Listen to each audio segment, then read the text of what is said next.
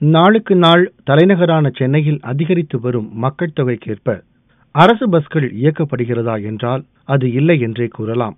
அதிலும் சுமார் 7 ஆண்டுகளுக்கு முன்பு சென்னையில் அறிமுகம் செய்யப்பட்ட ஏசி பஸ்களுக்கென தனி மவுசு பயணிகள் மத்தியில் இருந்தது. மாநகர போக்குவரத்து கழகத்தால் தாம்பரம், பிராட்வே, கோவளம், வண்டலூர், கேளம்பாக்கம், தியாகராய நகர், மாமல்லபுரம், காஞ்சிபுரம் உள்ளிட்ட பகுதிகளுக்கு 100 ஏசி பஸ்கள் இயக்கப்பட்டு வந்த நிலையில் தற்போது 60க்கும் மேற்பட்ட பஸ்கள் பராமரிப்புக்காக பணிமனையில் காத்து கிடக்கின்றன. போக்குவரத்து கழகங்களில் ஒரு பேருந்து புதிதாக வாங்குகிறார்கள் என்று சொன்னால் அந்த பேருந்து 6 லட்சம் கிலோமீட்டர் ஓட்ட வேண்டும் அல்லது 7 ஆண்டுகள் ஓட்டணும். இந்த கால அவகாசம் முடிஞ்ச உடனே அந்த பேருந்துகள் நிறுத்தப்பட வேண்டும்.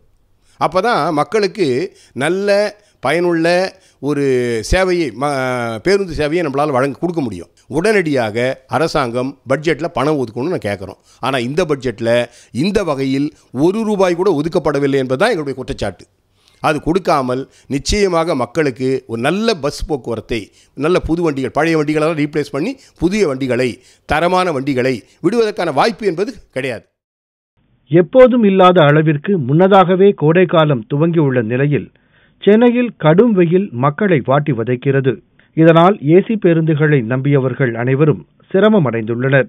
குறிப்பிட்ட அளவில் ஏசி பஸ்கள் இயக்கப்பட்டாலும் அதுவும் பராமரிப்பு இல்லாமல் அடிக்கடி பாதியிலேயே நின்று விடுவதாக கூறுகின்றனர் பயணிகள்.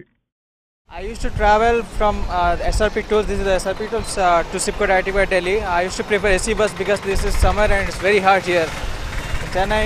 But the AC bus conditions are very bad here, and you will see the frequency of AC buses are very less here, and it's really very bad conditions for who are traveling for a long distance in this heat and in this summer.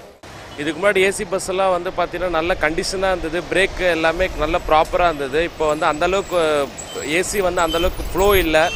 So இப்போ வெயில் சீசன்றதுனால AC வந்து ரொம்ப நெசசிட்டியாக இருக்குது. So அதனால் கொஞ்சம் இந்த AC பஸ்ஸெல்லாம் வந்து பார்த்தீங்கன்னா கொஞ்சம் ஏசி ஃப்ளோ நல்லா ஒர்க் கண்டிஷனாக இருக்க மாதிரி பஸ்ஸு கொஞ்சம் விட்டால் கொஞ்சம் நல்லாயிருக்கும்னு நான் நினைக்கிறேன். நிதி பற்றாக்குறையால் பழுதான பஸ்கள் பராமரிக்கப்படவில்லை என்று அதிகாரிகள் தரப்பில் கூறப்பட்டாலும் அரசுக்கு கணிசமான வருவாய் ஈட்டிய ஏசி பேருந்துகள் சென்னையில் மீண்டும் புதுப்பொலிவுடன் வருமா என பயணிகள் எதிர்பார்க்கின்றனர்.